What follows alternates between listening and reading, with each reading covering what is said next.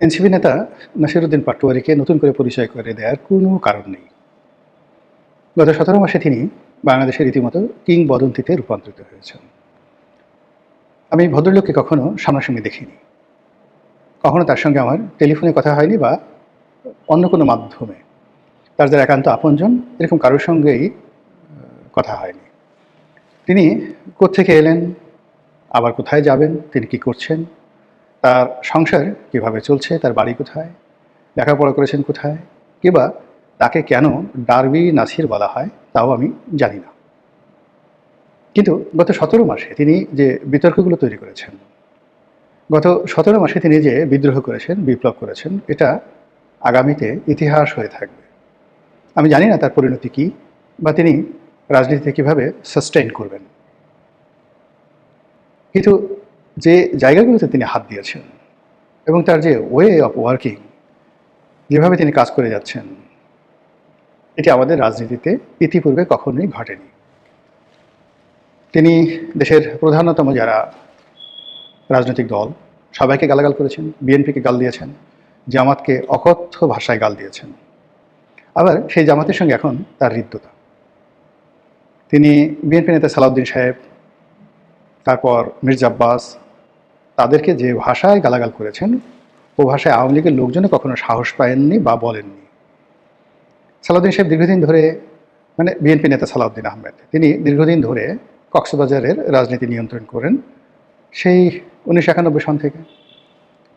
তো দীর্ঘদিন যখন এরকম একটা এলাকা যেখানে চোরাকারবারি আছে, গরু চুরি আছে, অস্ত্র চোরাকারবারি আছে, মাদক ব্যবসা আছে, চিংড়ির ঘের আছে, বেশ্যাবৃত্তি আছে, তারপর বড় বড় যে 5 স্টার হোটেলগুলো সেখানে ক্যাসিনো আছে, জুয়া আছে, মদ আছে, আর এই জিনিসগুলো তো কেন্দ্র করে একটা আন্ডারওয়ার্ল্ড আছে।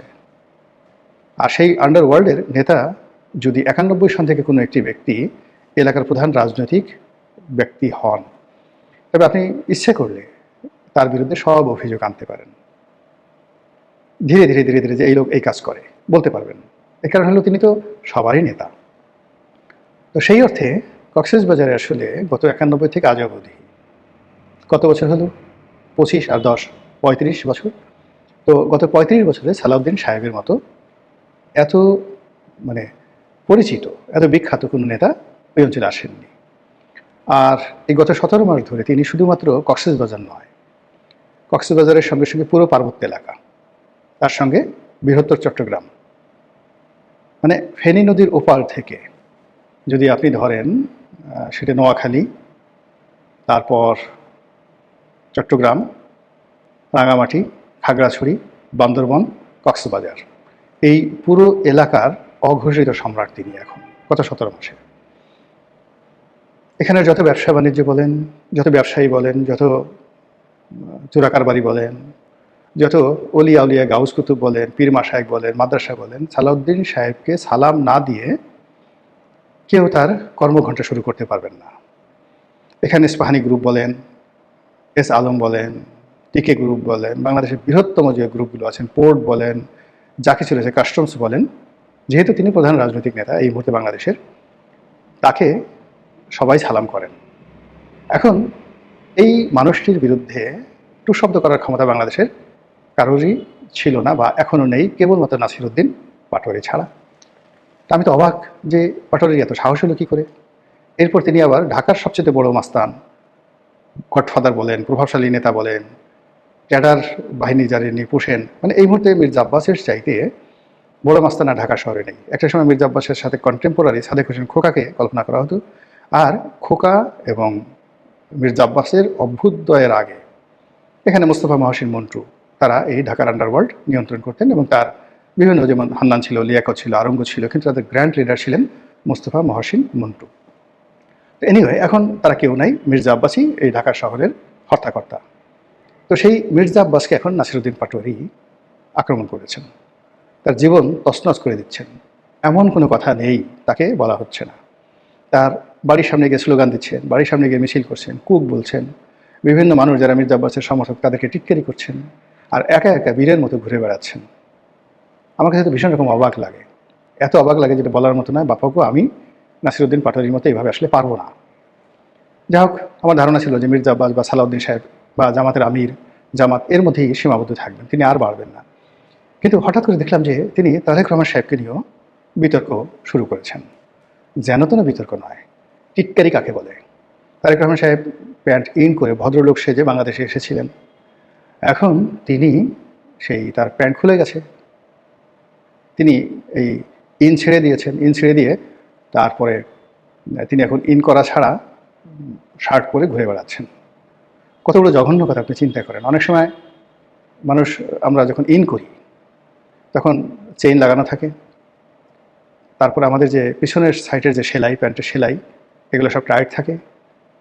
এরপর আরও অনেক কিছু, মানে আমাদের নাভির নিচ থেকে একেবারে নিতম্ব পর্যন্ত যে অংশটুকু আচ্ছাদিত থাকে, এখানে নিখুঁত অবস্থায় থাকে যখন আমরা ইন করি। আর যখন আমরা ইন খুলে ফেলি তখন আমরা রিল্যাক্স হয়ে যাই, অত সিরিয়াসনেস থাকে না। আবার অন্য যে ঘটনা হয়, কোনো কারণে আমাদের বসতে গিয়ে যদি পেছনের সেলাই খুলে যায়, আমাদের চেইনটা যদি হঠাৎ করে না লাগে, তখন আমরা সেই পরিস্থিতি সামাল দেওয়ার জন্য ইন করা বন্ধ করে সেই শার্ট আমরা বাইরে বের করে ফেলি।